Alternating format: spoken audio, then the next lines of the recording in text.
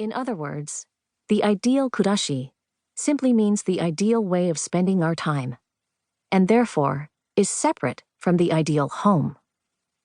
This realization reminded me of my university days, when I lived in Tokyo with my parents. Even though I had my own little room, which in Japanese cities is a huge luxury, I was always full of ideals and aspirations. I dreamed of having a bigger room, a cuter kitchen, a little garden on the balcony, nicer curtains on the windows, and so on. But the kitchen was my mother's territory, which I was forbidden to change without permission.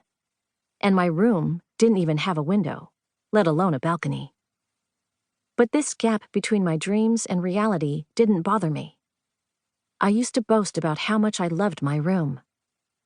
The reason I loved it was because it was my own space, a place where I could enjoy my ideal lifestyle, whether that meant relaxing before bed with aromatherapy, listening to my favorite classical music, or placing a small vase with a single flower on my bedside table. In other words, the ideal lifestyle refers to what we do, not to where we live.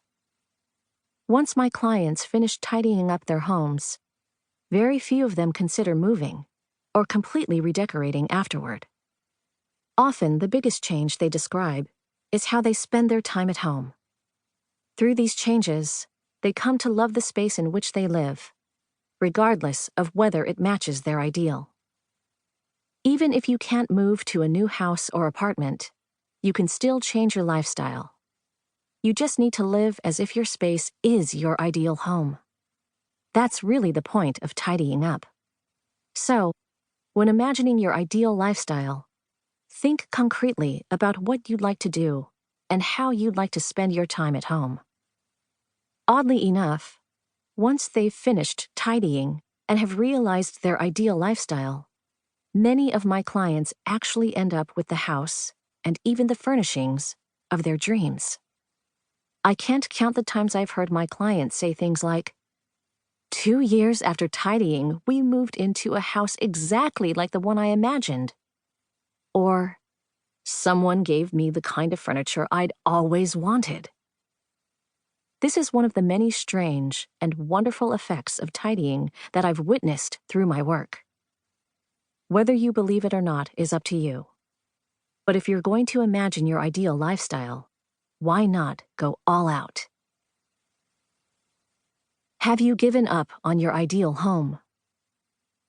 Although changing the way we spend our time can bring us closer to our ideal lifestyle, I'm not suggesting that we give up our vision of the ideal home and substitute something more realistic. That would negate the whole concept of sparking joy through tidying. So how can you achieve the living space of your dreams?